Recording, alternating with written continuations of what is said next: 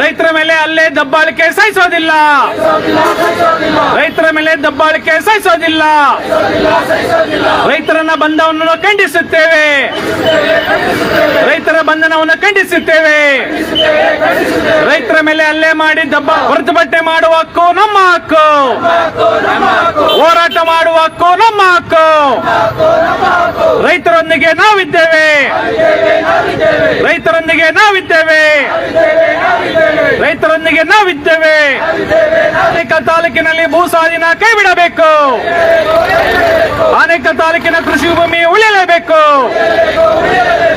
ಏನಿವತ್ತು ಭೂ ಸ್ವಾಧೀನ ವಿರೋಧಿ ಹೋರಾಟ ಸಮಿತಿಯ ನೇತೃತ್ವದಲ್ಲಿ ನಿನ್ನೆ ಹೋರಾಟಕ್ಕೆ ಹೋದಂಥ ಸಂದರ್ಭದಲ್ಲಿ ಮನವಿ ಪತ್ರ ಸಲ್ಲಿಸಲು ಹೋದ ಸಂದರ್ಭದಲ್ಲಿ ರೈತರನ್ನ ಏನಿವತ್ತು ಪೊಲೀಸ್ ದೌರ್ಜನ್ಯವನ್ನ ಮಾಡಿ ರೈತ ಮುಖಂಡರ ಮೇಲೆ ಹಲ್ಲೆ ಮಾಡಿದ್ದಾರೆ.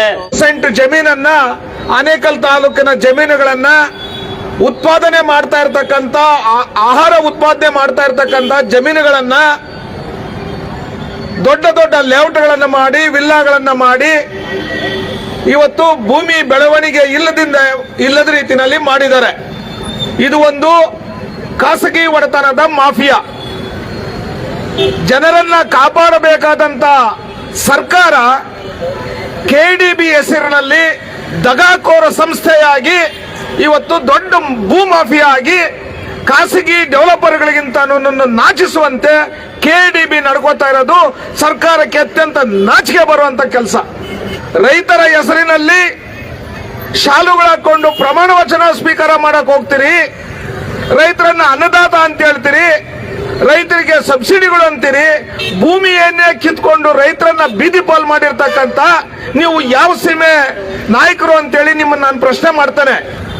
ಆನೇಕಲ್ ತಾಲೂಕಿನ ರೈತರು ತನ್ನ ಭೂಮಿಯನ್ನ ಪಡ್ಕೊಳ್ಳೋದಕ್ಕಾಗಿ ಸಂವಿಧಾನಾತ್ಮಕವಾಗಿ ಹೋರಾಟವನ್ನ ಮಾಡಕ್ ಹೋಗ್ತಾ ಇದ್ರೆ ಅತ್ಯಂತ ಒಳಸಂಚು ಮಾಡಿ ರೈತರನ್ನ ಅತ್ಯಂತ ನಯನೋಚಕಿಂದ ಅವರನ್ನ ಬಂಧಿಸಿ ಮಾನಸಿಕವಾಗಿ ಮತ್ತು ದೈಹಿಕವಾಗಿ ಹಲ್ಲೆ ಮಾಡಿರೋದನ್ನ ಆನೇಕಲ್ ವಕೀಲರ ಸಂಘ ಅತ್ಯಂತ ತೀವ್ರ ಪದಗಳಿಂದ ಖಂಡಿಸುತ್ತೆ.